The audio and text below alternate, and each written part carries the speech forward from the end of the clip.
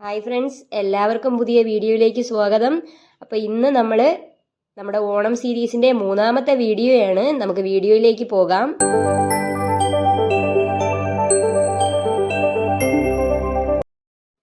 നമ്മൾ സദ്യക്ക് വേണ്ടിയിട്ടുള്ള നാരങ്ങ അച്ചാറാണ് ഇന്നുണ്ടാക്കുന്ന. വലിയ നാരങ്ങ അച്ചാറാണ്. ഇതിനെ ചില നാടുകളിൽ വടുകപ്പുളി എന്നും പറയാറുണ്ട്. അപ്പോൾ ഈ നാരങ്ങ വെച്ചിട്ടാണ് നമ്മൾ ഇന്ന് അച്ചാർ ഉണ്ടാക്കാൻ പോകുന്നത്. നമ്മൾ അതിന് വേണ്ടിയിട്ട് വലിയ നാരങ്ങ 2 എടുത്തിട്ടുണ്ട്. പിന്നെ 4 പച്ചമുളകും 3 തൊണ്ടൻ മുളകും കൂടി എടുത്തിട്ടുണ്ട്. നിങ്ങൾക്ക് ഈ തൊണ്ടൻ മുളക് ഇല്ലെങ്കിൽ അതിന് പകരം നിങ്ങൾക്ക് പച്ചമുളക് എടുക്കാവുന്നതേ ഉള്ളൂ. മുളകുകളുടെ എണ്ണം കൂട്ടിയാലൊന്നും കുഴപ്പമില്ല. നിങ്ങൾക്ക് വേണമെന്നുള്ളത്രയും മുളക് എടുക്കാം. ഇനി നമുക്ക് ഇത് നല്ലപോലെ അരിഞ്ഞെടുത്തിട്ട് വരാം. നമ്മളിപ്പോൾ നാരങ്ങയെല്ലാം നല്ലപോലെ ഈ ഒരു അളവിന് അരിഞ്ഞെടുത്തിട്ടുണ്ട്. നമ്മൾ അതിൻ്റെ പുറം തൊലി ഇതുപോലെ ചെത്തി മാറ്റിയിട്ടുണ്ടായിരുന്നു. അതുപോലെ കുരുവും എടുത്ത് മാറ്റിയിട്ടുണ്ടായിരുന്നു. ഫുൾ തൊലിയും കളഞ്ഞിട്ടില്ല. ചില തൊലികൾ അവിടെയൊക്കെ വച്ചിട്ടുണ്ട്. ബാക്കിയെല്ലാം നമ്മൾ ഇതുപോലെ ചെത്തി കളഞ്ഞിട്ടുണ്ട്. അതുപോലെ നമ്മുടെ മുളകുകളും ഇതേ പരുവത്തിന് നമ്മൾ അരിഞ്ഞെടുത്തിട്ടുണ്ട്. നല്ല ചെറുതായിട്ട് അരിഞ്ഞെടുത്തിട്ടുണ്ട്.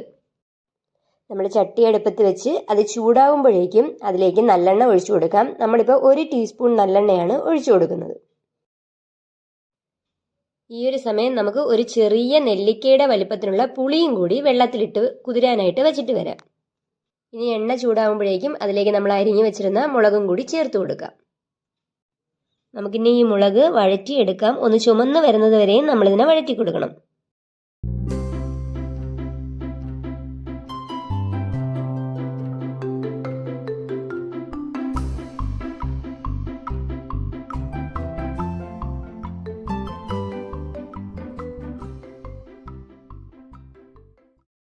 നമ്മുടെ മുളകെല്ലാം നല്ലപോലെ ചുമന്ന് വന്നിട്ടുണ്ട്. ഈ ഒരു സമയം നമ്മൾ അരിഞ്ഞ് മാറ്റി വെച്ചിരുന്ന നമ്മുടെ നാരങ്ങയും കൂടി ചേർത്ത് കൊടുക്കാം. ഇനി നല്ലതുപോലെ അത് വഴറ്റിയെടുക്കണം.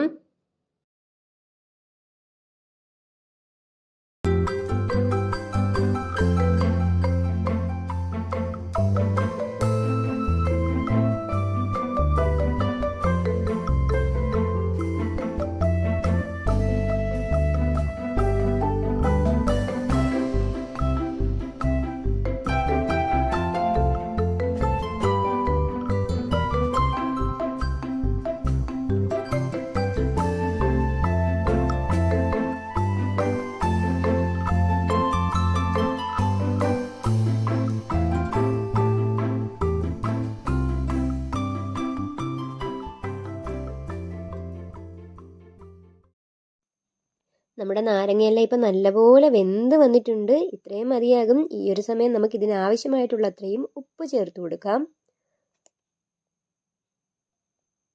നമ്മളിപ്പോൾ 2 ടീസ്പൂൺ ഉപ്പാണ് ചേർത്ത് കൊടുക്കുന്നത്. ഇനിയും ഇതിന് ഉപ്പ് ആവശ്യമായിട്ട് വരും. കാരണം നാരങ്ങയ്ക്ക് നല്ല പുളിയുണ്ട്. അപ്പം നമുക്ക് കുറച്ച് കഴിഞ്ഞ് നോക്കിയിട്ട് വീണ്ടും ഉപ്പ് ചേർത്ത് കൊടുക്കാം. ഉപ്പും കൂടെ ചേർത്ത് നല്ലപോലെ മിക്സ് ചെയ്തെടുക്കാം.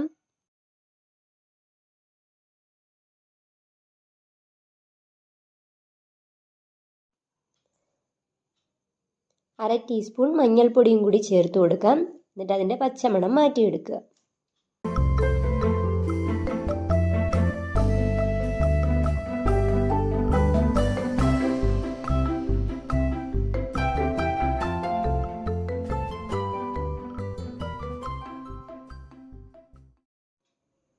ഈ ഒരു സമയം ഇതിലേക്ക് മുളക് പൊടിയും കൂടി ചേർത്ത് കൊടുക്കാം. നമ്മളിപ്പോൾ 4 ടീസ്പൂൺ കാശ്മീരി മുളക് പൊടിയാണ് ചേർത്ത് കൊടുക്കുന്നത്.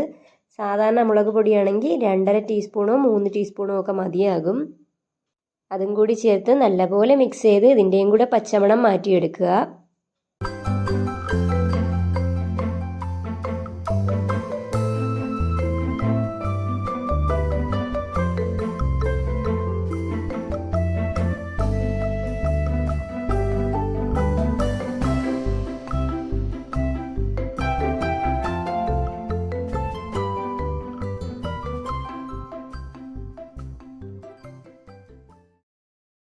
നമ്മൾ ഈ ഒരു സമയം 1 ടീസ്പൂൺ ഉപ്പ് കൂടി ചേർത്ത് കൊടുക്കുകയാണ്. നിങ്ങളുടെ ടേസ്റ്റ് നോക്കിയിട്ട് വേണമെങ്കിൽ മാത്രം ചേർത്താൽ മതി.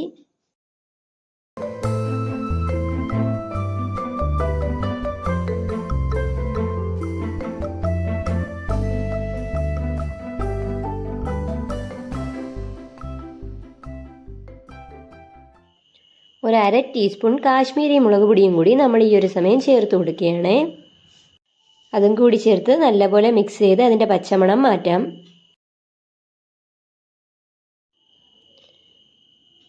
ഒരു 1/2 ടീസ്പൂൺ കായപ്പൊടിയും കൂടി ചേർത്ത് കൊടുത്ത് നല്ലപോലെ മിക്സ് ചെയ്ത് കൊടുക്കുക.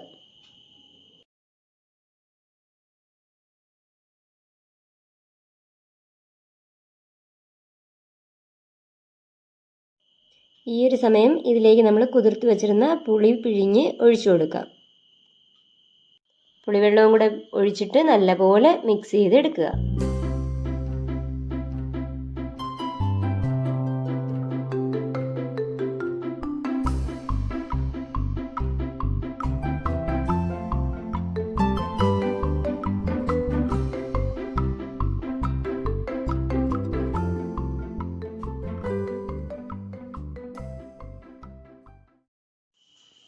ഉപ്പ് നോക്കിയിട്ട് ഈ ഒരു സമയം നമ്മളൊരു 1/4 ടീസ്പൂൺ ഉപ്പ് കൂടി ചേർത്ത് കൊടുക്കുകയാണ്.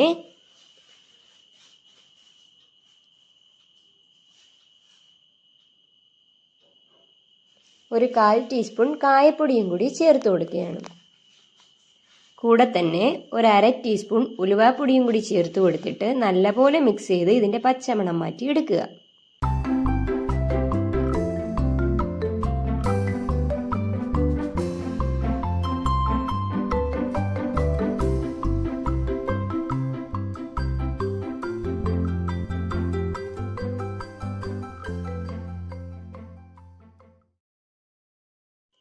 അച്ചാറിൻ്റെ പുളിപ്പ് ബാലൻസ് ചെയ്യാൻ വേണ്ടിയിട്ട് നമുക്ക് ഈ ഒരു സമയം ഇതിലേക്ക് 1 ടേബിൾ സ്പൂൺ ശർക്കരയും കൂടി ചേർത്ത് കൊടുക്കാം. എന്നിട്ട് നല്ലപോലെ മിക്സ് ചെയ്തെടുക്കാം.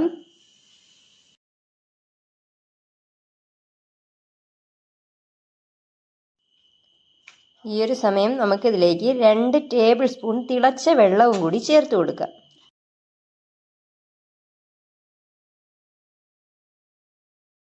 ഇനി ഇതിരുന്ന് നല്ലപോലെ കുറുകണം. ഈ ഒരു സമയം നമുക്ക് ഉപ്പും പുളിയും എല്ലാം നോക്കിയിട്ട് വേണമെങ്കിൽ വീണ്ടും ചേർത്ത് കൊടുക്കാം. പിന്നെ പുളി നല്ലപോലെ കൂടി നിൽക്കുകയാണെങ്കിൽ നമുക്ക് കുറച്ചുകൂടി ശർക്കര ഈ ഒരു സമയം ചേർത്ത് കൊടുക്കാം. നമ്മളിപ്പോൾ ഇതിൽ ഒരു 1/4 ടീസ്പൂൺ ഉപ്പ് കൂടി ചേർത്ത് കൊടുക്കുകയാണ്. അപ്പോൾ ടോട്ടൽ നമ്മൾ ഈ അച്ചാറിനായിട്ട് 4 ടീസ്പൂൺ ഉപ്പ് ചേർത്തായിരുന്നു. നിങ്ങൾ നിങ്ങളുടെ ടേസ്റ്റ് നോക്കിയിട്ട് മാത്രം ഉപ്പ് ചേർത്താൽ മതി.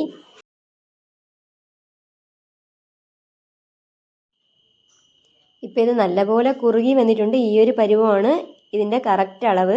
അപ്പോൾ ഈ ഒരു സമയം നമുക്ക് തീ ഓഫ് ചെയ്ത് കൊടുക്കാം. ഇത്രയും മതിയാകും. ഇനി നമുക്കിതിന് കടുക് വറുത്ത് ഒഴിക്കണം. നമ്മൾ ആകെ 1 ടീസ്പൂൺ എണ്ണ മാത്രമേ ചേർത്ത് കൊടുത്തിട്ടുള്ളൂ. അച്ചാർ നല്ലപോലെ ഇരിക്കണമെങ്കിൽ, നല്ല കേടുകൂടാതെ സൂക്ഷിക്കണമെങ്കിൽ നമ്മൾ നല്ലപോലെ എണ്ണ ഒഴിച്ചു കൊടുക്കണം. അപ്പോൾ നമുക്കിനി കടുക് വറുത്തിട്ട് വരാം. പിന്നെ നിങ്ങൾക്ക് വേണമെങ്കിൽ തുടക്കത്തിലേ കടുക് വറുത്തിട്ട് അതിൽ അച്ചാർ ഉണ്ടാക്കാം. നമ്മളിപ്പോൾ വീഡിയോയ്ക്ക് വേണ്ടിയിട്ടാണ് അച്ചാർ ഉണ്ടാക്കിയതിന് ശേഷം കടുക് വറുത്തിട്ട് ഇതിലേക്ക് ഒഴിക്കുന്നത്. രണ്ടാണെങ്കിലും കുഴപ്പമില്ല. കടുക് വറുക്കാനായിട്ട് ആദ്യം ചട്ടി അടുപ്പത്ത് വെച്ച് ചൂടാക്കുക. ചട്ടി ചൂടാവുമ്പോഴേക്കും അതിലേക്ക് നമുക്ക് നല്ലെണ്ണ ഒഴിച്ചു കൊടുക്കാം.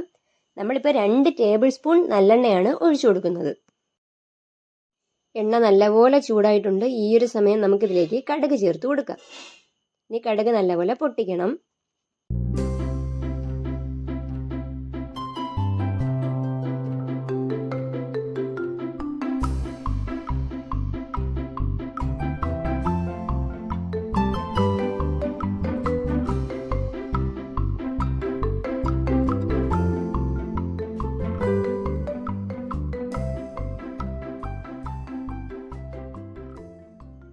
കടുകെല്ലാം പൊട്ടുമ്പോഴേക്കും നമുക്ക് വറ്റൽമുളക് ചേർത്ത് കൊടുക്കാം. ഒരു 3-4 വറ്റൽമുളകും കൂടെ തന്നെ കറിവേപ്പിലയും കൂടി ചേർത്ത് കൊടുത്ത് നല്ലപോലെ വഴറ്റിയെടുക്കണം.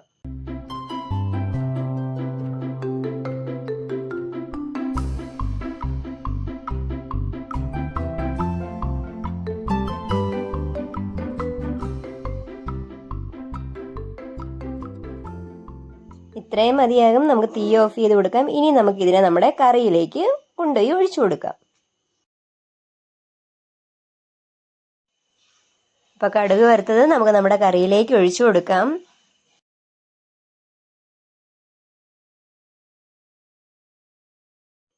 അപ്പോൾ ഇത്രയേ ഉള്ളൂ, നമ്മുടെ സദ്യക്കുള്ള നാരങ്ങാച്ചാർ റെഡി. അപ്പോൾ ഈ ഓണത്തിന് എല്ലാവരും സദ്യയുടെ ഒപ്പം ഈ അച്ചാറൊന്ന് ട്രൈ ചെയ്ത് നോക്കണം. വളരെ സിമ്പിളാണ്, എന്തായാലും ഇഷ്ടപ്പെടും. ഇഷ്ടപ്പെടുവാണെങ്കിൽ ലൈക്ക് ചെയ്യണം, ഷെയർ ചെയ്യണം, നിങ്ങളുടെ അഭിപ്രായങ്ങൾ കമൻറ്റ് ബോക്സിൽ രേഖപ്പെടുത്തണം. സബ്സ്ക്രൈബ് ചെയ്യാൻ മറന്നു പോയിട്ടുള്ളവരെല്ലാവരും സബ്സ്ക്രൈബും കൂടെ ചെയ്തേക്കണേ. താങ്ക്